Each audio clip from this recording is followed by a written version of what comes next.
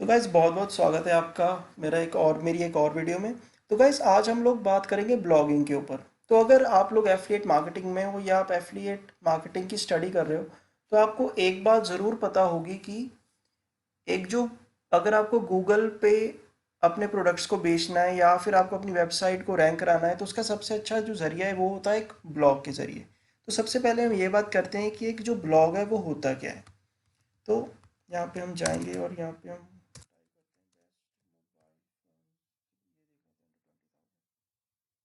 जैसा कि आप यहाँ पे देख सकते हैं कि चलो हम ये देख लेते हैं। तो यहाँ पर ये एक बहुत अच्छा एग्जांपल है ब्लॉग के बारे में। तो ब्लॉग बेसिकली एक आर्टिकल की तरह ही होता है जहाँ पे आप एक प्रोडक्ट की पूरी इन्फॉर्मेशन देते हो और आप बताते हो कि उसके क्या फ़ायदे हैं और क्या नुकसान है और कैसे आप उस प्रोडक्ट को यूज़ कर सकते हो। तो पहले हम बात कर लेते हैं एक ब्लॉग के स्ट्रक्चर के बारे में। तो अगर आप यहाँ पे ध्यान से देखें तो एक जो ब्लॉग होता है वो शुरू अगर आप देखें यहाँ पे टॉप मोस्ट कॉर्नर पे जहाँ पे मेरा कर्सर है, सबसे पहले ये ब्लॉग शुरू होता है एक लोगो से। फिर अगर आपको ऐड करना है तो आप ये मीनूज़ वगैरह सब ऐड कर सकते हैं। और उसके बाद आ जाता है टाइटल। टाइटल के बाद इंट्रोडक्शन और उसके बाद यहाँ से ये आप देख सकते हैं ये Realme 8 Pro, यहाँ से इसकी बॉडी शुरू होती है। बॉडी में आपका मेन कंटेंट होता है कि इसके क्या फ़ायदे हैं नुकसान हैं। जैसे आप इस मोबाइल का एग्जांपल ले लीजिए, इन्होंने Realme 8 Pro के मोबाइल के बारे में बताया है आपको। तो इसमें इन्होंने ये बताया कि इसकी रैम कितनी है, इसकी स्टोरेज कितनी है, इसकी जो स्क्रीन है वो कितने इंच लंबी है, इसका बैटरी बैकअप कितना है, उन्होंने ये सब कुछ समझाया हुआ है। बट ये तो होगी स्ट्रक्चर की बात। लेकिन अगर हमें एक अच्छा ब्लॉग लिखना है और हमें उसको गूगल पे रैंक करवाना है तो हम कैसे उसको रैंक करवा सकते हैं और एक अच्छा ब्लॉग लिखने का तरीका क्या है। तो अगर आप इस ब्लॉग को देखें तो इसका जो रैंक है, अगर आप देखें ध्यान से आ जाइए। हाँ, अगर आप इसका रैंक देखें तो इसका रैंक है 1। तो इसका दूसरा रैंक है। तो इसका मतलब कि ये जो आर्टिकल है, ये आर्टिकल बहुत अच्छे तरीके से लिखा गया है जिसकी वजह से जो गूगल का एल्गोरिदम है उसने बहुत जल्दी से इसको कैच किया और इसको रैंक करवा दिया। हाँ, इसका एक और रीज़न ये भी हो सकता है कि ये जो पेज है ये एक ऐसे ब्लॉगर ने लिखा हो जो कि बहुत पहले से ही मोबाइल फ़ोन्स पे ब्लॉग लिख रहा हो, और ऐसे ब्लॉग्स बहुत जल्दी रैंक भी हो जाते हैं। बट फिर भी अगर आप ध्यान से देखें तो ये ब्लॉग बहुत अच्छे से लिखा गया है जिसकी वजह से ये रैंक भी बहुत जल्दी हो गया है। तो अगर आप तो सबसे पहला जो राज एक अच्छा ब्लॉग लिखने का है वो ये है कि आप उसमें जो कंटेंट है वो अच्छा लिखें। अच्छा कंटेंट का मतलब ये है कि कोई भी प्रोडक्ट है और उसके रिगार्डिंग अगर लोगों को कोई कुछ प्रॉब्लम आ रही है तो आप उसका सल्यूशन लिखें। जैसे ये मोबाइल फ़ोन्स का ही आप एग्जांपल ले लीजिए। इसमें लोगों की प्रॉब्लम क्या है कि उनको अगर कोई भी मैं अगर मोबाइल फ़ोन्स के बारे में सर्च करता हूँ तो मेरी प्रॉब्लम क्या है कि मुझे एक अच्छा मोबाइल फ़ोन मिल नहीं रहा होता। तो अगर मैंने टाइप किया मोबाइल फ़ोन्स अंडर 20,000 तो मुझे बेसिकली उसमें क्या चाहिए कि जो ब्लॉग है वो मुझे ये बताए कि उसकी रैम कितनी है, उसका स्टोरेज कितना है, उसकी बैटरी बैकअप कितनी है, वो मुझे सब कुछ जानना है। उसको देख के ही मैं एक मोबाइल फ़ोन ख़रीदूँगा। और अगर आप इस ब्लॉग को देखें तो उसमें ये सब कुछ बताया हुआ है। आप देखिए इसमें Realme 8 Pro के बारे में बताया हुआ है, और एक और चीज़ उन्होंने बहुत अच्छी की हुई कि जो चीज़ें हैं उनको सिंप्लीफाई किया हुआ है। अब देखिए डिस्प्ले जो उन्होंने आर्टिकल, अगर आप ये आर्टिकल ना भी पढ़ें और आप ये एक टेबल पूरा पढ़ लें तो आपको पूरी इन्फॉर्मेशन मिल जाएगी इस मोबाइल के बारे में। और यहाँ से इन्होंने लिंक रखे हुए हैं जहाँ पे क्लिक करके आप उनको ख़रीद सकते हो, इन मोबाइल फ़ोन्स को ख़रीद सकते हो। ऐसे इन्होंने और फ़ोन्स भी बताए हुए हैं जैसे ये Redmi Note 10 Pro Max हो गया, Realme Narzo 30 Pro हो गया। ये सारे मोबाइल्स के बारे में उन्होंने बताया हुआ है। और एक और चीज़ होती है कि आप जो अपने लिंक्स होते हैं उनको भी बहुत अच्छे से रिप्रेजेंट कीजिए। जैसे इन्होंने देखिए कितने अच्छे से रिप्रेजेंट किया हुआ है, और ये भी दिखने में काफ़ी अट्रैक्टिव होने चाहिए। ऐसे नहीं कि आप सीधे जाके यहाँ पे लिख लिख सीधे जाके आप लिंक पोस्ट कर दें। नहीं, आप जो लिंक भी है उनको भी ऐसे फॉर्म में दिखाइए जिससे कि कस्टमर को बहुत अट्रैक्टिव लगे। ये तो हो गई कंटेंट की बात। दूसरी बात है लेंथ की कि जो आपका ब्लॉग है वो कितना लंबा होना चाहिए। तो बेसिकली अगर आप गूगल की गाइडलाइंस को देखें तो जो ब्लॉग है वो अगर 300 वर्ड्स का भी है तो सफिशिएंट है। लेकिन आप अगर आप गूगल के एल्गोरिदम की बात करें तो जो आपका आर्टिकल है अगर 1500 वर्ड्स तक है, 1000 वर्ड्स तक भी है, तो जो गूगल का एल्गोरिदम है वो बहुत जल्दी पिक करता है ऐसे आर्टिकल्स को। तो वो कंटेंट भी देखता है और ये भी देखता है कि जो लेंथ है किसी भी आर्टिकल की वो कितनी लंबी है। अगर 1000 है, अगर ऐसा नहीं है कि हमने 1000 वर्ड का आर्टिकल लिख दिया, कंटेंट अच्छा नहीं है तो आप बस आपका रैंक हो जाएगा, नहीं, आपका कंटेंट अच्छा होना चाहिए और आपका जो लेंथ है वो भी अगर 1000 तक है, तो अगर ये दोनों चीज़ें हैं तो रैंक होने के चांसेस बहुत ज़्यादा हैं। क्योंकि कई लोग ऐसा करते हैं, कॉपी पेस्ट कर देते हैं, तो बाद में उनको काफ़ी मुश्किल भी आती है, कई बार उनका पेज रैंक ही नहीं होता। हाँ, कई बार तो गूगल उस पे जो डुप्लीकेशन के भी जो इल्ज़ाम है वो लगा देता है। तो इस चीज़ का ध्यान रखना ही बहुत ज़रूरी है कि आप अपना कंटेंट खुद लिखें और उसका जो लेंथ है वो सही रखें। तो यहाँ पे मैं आपको एग्जांपल अपने आर्टिकल्स की एग्जांपल दिखाता हूँ। यहाँ पे आपको बहुत अच्छे से पता लग जाएगा कि एक जो आर्टिकल है उसमें क्या क्या चीज़ें होनी ज़रूरी हैं। जो तीसरी चीज़ है जिसकी हम बात करेंगे वो है कीवर्ड की, वो भी मैं अभी आपको बताता हूँ। तो यहाँ पे मैं अपना एक आर्टिकल खोलता हूँ, best web hosting for India.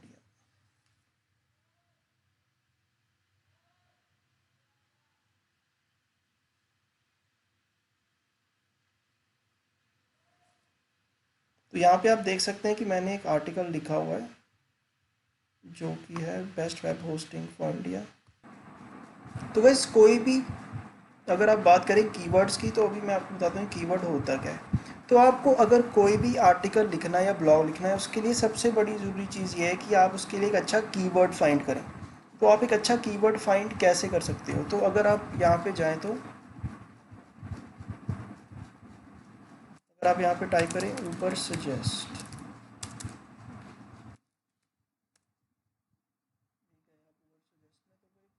Keyword tool है ये। तो आप अगर यहाँ पे कुछ टाइप करें, अगर आप टाइप करें बेस्ट, टाइप किया मोबाइल,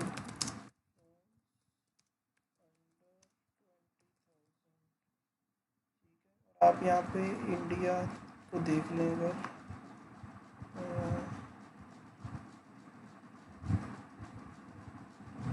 इंडिया इंडिया इंडिया, तो अगर आप इंडिया को देखें,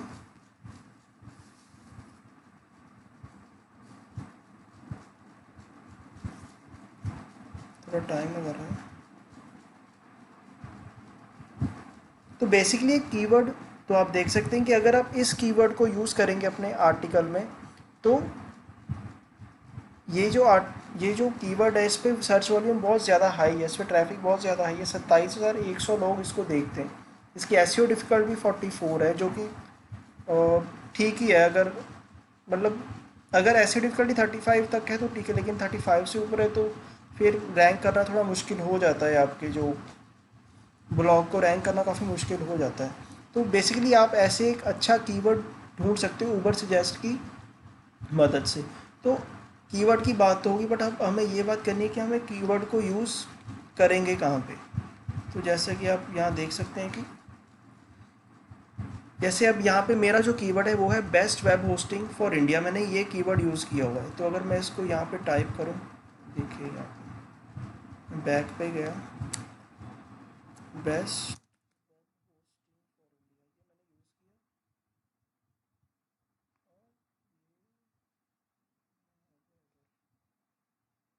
तो ये भी बेसिकली आपका जो एसईओ होता है उसका ही पार्ट होता है। तो अगर मैंने बेस्ट वेब होस्टिंग को इंडिया में सर्च करूँ तो इस पर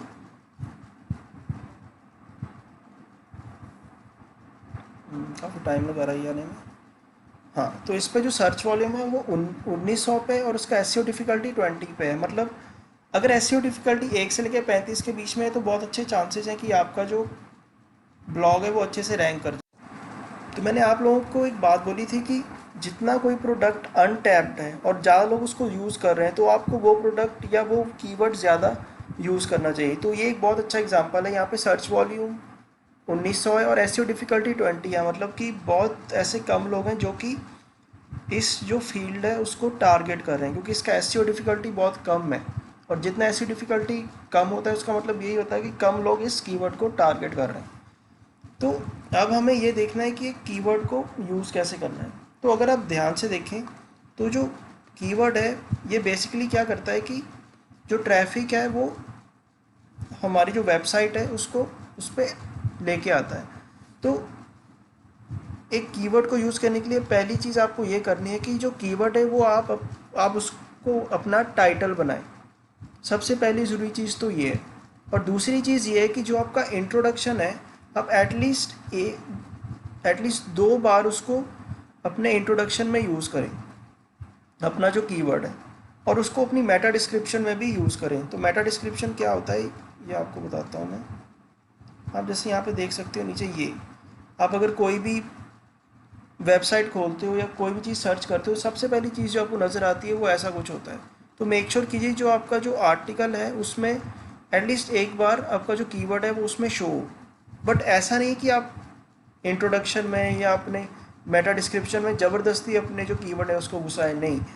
लोगों को ऐसा लगना चाहिए कि आपने ज़बरदस्ती नहीं घुसाए, बट उस टाइम पे ये कीवर्ड वहाँ पे होने की ज़रूरत थी, लोगों को ऐसा लगना चाहिए। तो ये तो हो गई कीवर्ड की बात।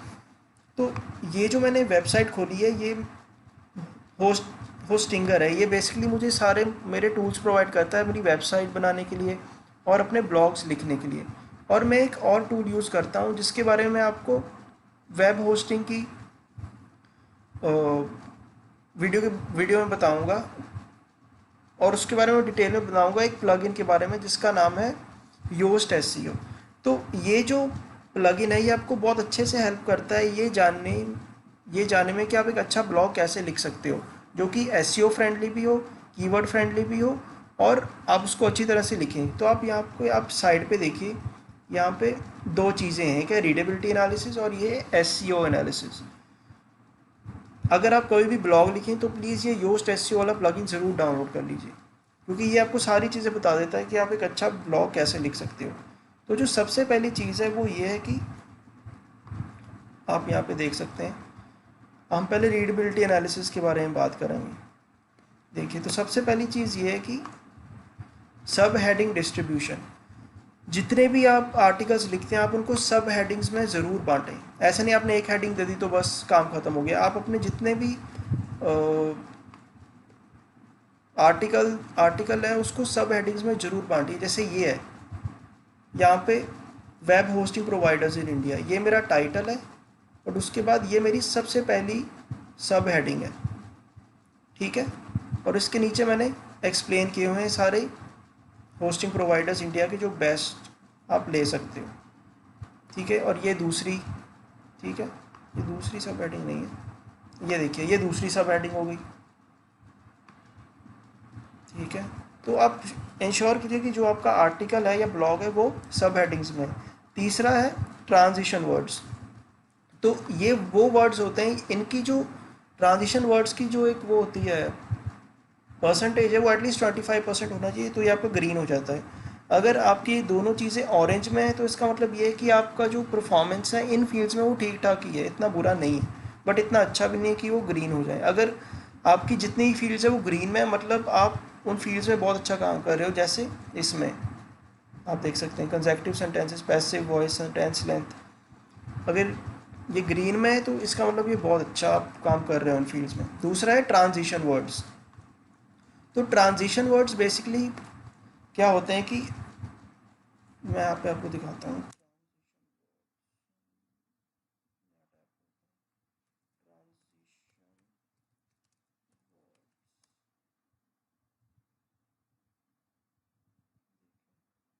ये वो वर्ड्स होते हैं जो कि आपको एक टेक्स्ट को पढ़ने में बहुत ज़्यादा आसानी देते हैं। फॉर एग्जांपल आप हम यहाँ पे एग्जांपल देख लेते हैं।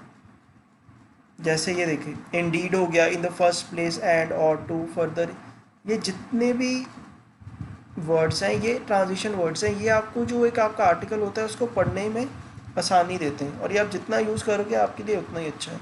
बट मैं एक बार फिर से वही कहूँगा कि ज़बरदस्ती किसी भी वर्ड को या कीवर्ड को कहीं पे मत घुसाइए। ऐसे उनको यूज़ करिए कि ऐसे लगे कि आपने उन सेंटेंसेस की, उन कीवर्ड्स की वहाँ पे ज़रूरत थी। आप ये चीज़ का ज़रूर ध्यान रखिए। तो तीसरी चीज़ है फ्लैश रीडिंग ईज। तो ये बताता है कि आपका जो आर्टिकल है वो रीड करने में कितना आसान है। अगर ये 60 से ऊपर है तो मतलब आप अपना आर्टिकल बहुत अच्छे से लिख रहे हो, मगर अगर 80 या 90 है तो इसका तो मतलब होता है कि आपका जो आर्टिकल है वो बहुत ही ज़्यादा अच्छा है। तो अगर हम यहाँ पे क्लिक करें फ्लैश रीडिंग ईज में, तो आप देख सकते हो यहाँ पे उन्होंने नंबर्स दिए हैं कौन सा आर्टिकल। तो देखिए, अगर 0 तो 30 मतलब अच्छा नहीं है, बहुत डिफ़िकल्ट है रीड करने के लिए। 30 to 50 के बीच में भी वही होता है।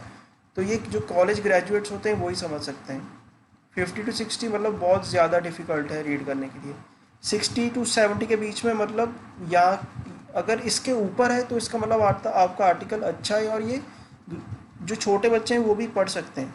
तो उसके बाद तो मतलब यही होता है कि आपका जो आर्टिकल है वो A+ है, मतलब कि बहुत ज़्यादा अच्छा है।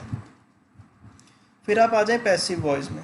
तो पैसिव वॉइस होता है मतलब पास्ट एंड टेंस आप जितना कम यूज़ करें उतना अच्छा है। मतलब जो कंसंट्रेशन हो उसका या जो अमाउंट हो वो सिर्फ 10% तक हो, उससे ज़्यादा ना हो। आप ये ज़रूर कोशिश कीजिए। अगली चीज़ है कंसेक्यूटिव सेंटेंसेस। इसका मतलब ये है कि आप अपने सेंटेंसेस में जितनी ज़्यादा वैरायटी यूज़ करेंगे उतना अच्छा है। ऐसे नहीं कि आपने एक लाइन में एक सेंटेंस लिख दिया और उसके बाद दूसरी लाइन में भी वही सेंटेंस लिख दिया, ऐसा नहीं। जितने आप डिफरेंट डिफरेंट सेंटेंसेस यूज़ करोगे उतना ही आपके लिए अच्छा है। और आपकी जो पैराग्राफ लेंथ है वो भी इतना ज़्यादा बड़ा नहीं होना चाहिए, वो भी छोटा छोटा ही होना चाहिए। जितना ज़्यादा बड़ा होगा उतना ही ज़्यादा चांसेस हैं कि ये जो पैरामीटर है वो रेड हो जाएगा। और जो सेंटेंस लेंथ है किसी भी ब्लॉग का, अगर आपने एक सेंटेंस लिखा है तो उस एक सेंटेंस की जो वर्ड लेंथ है वो 25 वर्ड से ज़्यादा नहीं होनी चाहिए। तो गाइज ये तो बात हो गई कि हमें कैसे हम एक अच्छा ब्लॉग लिख सकते हैं। तो अब हम पूरी एक समरी भी देख लेते हैं, कैसे हम एक पूरा आपको एक समरी दे देता हूँ कि आप कैसे एक अच्छा ब्लॉग लिख सकते हो। सबसे पहली चीज़ है यूज़फुलनेस। इसका मतलब ये, जैसे मैंने आपकी वीडियो के शुरू में आपको बताया कि जो प्रोडक्ट ढूंढने या जिस प्रोडक्ट के रिगार्डिंग वो इन्फॉर्मेशन चाहते हैं, जितनी इन्फॉर्मेशन वो चाहते हैं उनको मिले, वो उनको मिलनी चाहिए। हो गया यूज़फुलनेस। दूसरा एंगेजमेंट। इसके बारे में मैंने आपको इतना नहीं बताया था, बट किसी भी ऑडियंस के लिए अगर आप ब्लॉग पे आते हैं उनको एंगेज करना बहुत ज़रूरी है। वो आप पहली तो बात कंटेंट के ज़रिए करोगे, दूसरा है अच्छी हेडलाइंस लगा के, अच्छी इमेजेस लगा के, और आप उसके लिए इन्फोग्राफिक्स का भी यूज़ कर सकते हैं। इन्फोग्राफिक्स मतलब आप पाई चार्ट्स या और ड्राइंग्स के ज़रिए इंफॉर्मेशन रिप्रेजेंट करें अपने ऑडियंस को। ठीक है। थर्ड चीज़ है क्रेडिबिलिटी। मतलब आप हमेशा अपनी जो इन्फॉर्मेशन है किसी क्रेडिबल सोर्स से लें। मतलब चाहे वो कोई मैगजीन है, पब्लिकेशन है या ब्लॉग है, ऐसे सोर्स से इन्फॉर्मेशन मत लें जिसका कि कोई क्रेडिबिलिटी नहीं है और जो कि फॉल्स फैक्ट्स थे। चौथी चीज़ है, आप अपना जो, मैंने आपको पहले ही बताया था वीडियो के शुरू में कि प्लेजरिज्म मत कीजिए। मतलब अपना जो कंटेंट है सारा वो आप खुद लिखें, दूसरों की मदद से या दूसरों को कॉपी करके ना लिखें। ठीक है। और पांचवा है कॉल टू एक्शन। इसका मतलब ये है कि आप कुछ ऐसा लिंक वहाँ पे डालें जिससे कि कोई, या तो कोई वो प्रोडक्ट खरीदे या फिर आपको इससे फ्री इंसेंटिव दे। जैसे कोई आपके लिंक पे क्लिक करे, आप जब वो लिंक पे क्लिक करें तो वहाँ से वो ई बुक डाउनलोड कर सके। ठीक है। ऐसे भी आप चीज़ें करके अपना जो ब्लॉग है उसको और अच्छा कर सकते हो। तो कॉल टू एक्शन का मतलब ये होता है कि जब फॉर एग्जांपल आप किसी online web hosting online blog पे जाते हो, वहाँ पे एक लिंक होता है, लिंक को आप क्लिक करते हो तो आप वहाँ से चीज़ें खरीदते हो, तो उसको कॉल टू एक्शन बोलते हैं। ठीक है। या तो कई बार आप लिंक पे क्लिक करते हो तो आपको एक ऑप्शन देते हैं कि आप अपना ईमेल आईडी और एड्रेस सब कुछ दे दीजिए और आप फ्री बुक ले लीजिए। तो इन सब चीज़ों को कॉल टू एक्शन कहते हैं। तो ये तो हो गई समरी की बात कि हम कैसे एक अच्छा जो ब्लॉग है लिख सकते हैं। अब हम एक और ज़रूरी चीज़ है जो कि ब्लॉग के लिए बहुत इंपॉर्टेंट है, वो है स्टाइल, टोन्स एंड वॉइसेस। ये चीज़ भी बहुत ज़्यादा ज़रूरी है किसी भी ब्लॉग या आर्टिकल के लिए। ये क्यों इंपॉर्टेंट है? क्योंकि यही चीज़ आपको और आपकी ऑडियंस को कनेक्ट करती है। तो स्टाइल, टोन्स और वॉइसेस डिसाइड करने के लिए आपको अपनी ऑडियंस का पता होना बहुत ज़रूरी है। तो सबसे पहली चीज़ है स्टाइल। तो स्टाइल मेनली क्या होता है कि इसमें आप ये डिसाइड करते हो कि अपना ब्लॉग या आर्टिकल आप कैसे लिखोगे। ठीक है। मोस्टली 4 टाइप के स्टाइल होते हैं कोई भी ब्लॉग या आर्टिकल लिखने के। वो है डिस्क्रिप्टिव, नैरेटिव, आर्गुमेंटेटिव और पर्सुएसिव। डिस्क्रिप्टिव में क्या होता है कि आप किसी चीज़ को डिस्क्राइब करते हो, जैसे आप किसी प्लेस को या पर्सन को या आपने किसी प्रोडक्ट को डिस्क्राइब कर रहे हो। नैरेटिव होता है जिसमें कि आप कोई स्टोरी नरेट कर रहे हो। ठीक है। आर्गुमेंटेटिव का मतलब आप पूरा जो टॉपिक है उसको एक्सप्लेन करके बाद में अपना पॉइंट ऑफ व्यू देते हो। पर्सुएसिव होता है कि अगर आप कोई जैसे कंटेंट लिख रहे हो, ठीक है, आपका मेन काम होता है कि व्यूअर को कन्विंस करना कि जो आप लिख रहे हो सही लिख रहे हो। फॉर एग्जांपल आप कोई ब्यूटी प्रोडक्ट बेच रहे हो, तो अगर आपका आर्टिकल अच्छा है तो जो देखने वाला होगा वो आपके प्रोडक्ट पे आएगा और उस चीज़ को खरीदेगा भी, क्योंकि वो कन्विंस हो जाएगा कि प्रोडक्ट आपकी राइटिंग के ज़रिए वो कन्विंस हो जाएगा कि ये प्रोडक्ट अच्छा है। तो ये पर्सुएसिव होता है कि लोगों को कन्विंस करना कि आपने जो लिखा है बिल्कुल ठीक लिखा है, उनको बिलीव कराना अपने ब्लॉग या आर्टिकल में। दूसरा है वॉइसेस। तो ये जो वॉइस होता है वो आपकी जो ब्रांड है उसकी पर्सनैलिटी के बारे में बताता है, ठीक है, कि आपकी पर्सनैलिटी कैसी, आपके ब्रांड की पर्सनैलिटी कैसी है और या उसकी ऑडियंस कैसी है, ठीक है। तो वॉइस आप फन भी रख सकते हो, सीरियस वाला भी रख सकते हो, इंस्पायरिंग, इंस्ट्रक्टिव, स्ट्रेट फॉरवर्ड, ये कुछ ऐसी वॉइसेस हैं जो कि आप रख सकते हो। बट ये मोस्टली आपकी ऑडियंस पे डिपेंड करती है और आपकी ब्रांड की पर्सनैलिटी पे डिपेंड करती है कि आप कैसे अपनी जो ऑडियंस है उससे कनेक्ट करना चाहते हो। तो ये कुछ वेज है जिसकी मदद से आप यू नो वॉइसेस डिटर्मिन कर सकते हो कि आपको कौन सी वॉइस यूज़ करनी है अपने आर्टिकल्स में। तीसरी है टोन। तो जो टोन है वो आपको बताती है कि आपकी जो ब्रांड है उसका क्या एटीट्यूड है टुवर्ड्स योर ऑडियंस, ठीक है। तो मोस्टली दो टाइप्स की टोन होती हैं, फॉर्मल और इनफॉर्मल। फॉर्मल मतलब ये होता है कि आप जैसे आप आर्टिकल लिखते हो आप सिर्फ फैक्ट्स एनालिसिस वगैरह देते हो, अपना कोई पर्सनल टच नहीं देते, ठीक है। तो उसको फॉर्मल बोलते हैं, जिसमें कि आप ज़्यादा पर्सनल नहीं हो सकते, जैसे आप आई वी ऐसे शब्दों का इस्तेमाल इतना नहीं कर सकते। फॉर्मल में क्या कर सकते हो कि आप पर्सनल टच दे सकते हो अपने ब्लॉग या आर्टिकल को, ठीक है। आप पर्सनल टोन दे सकते हो अपने ब्लॉग को। आप वी यू ऐसे प्रोडक्ट्स का यूज़, ऐसे वर्ड्स का यूज़ कर सकते हैं जिससे कि सामने वाले को ये लगता है कि ये जो साथ वाला बंदा है कुछ पर्सनल कनेक्शन बनाने की कोशिश कर रहा है हमारे साथ। तो ये पूरी वीडियो आज हमारी हो गई है ब्लॉगिंग के रिलेटेड। मैंने आपको एक समरी भी दे दी है और एसईओ के बारे में बता दिया, और चीज़ एक ज़रूरी बात के बारे में आपको बता दी, जो है स्टाइल्स, टोन्स एंड वॉइसेस।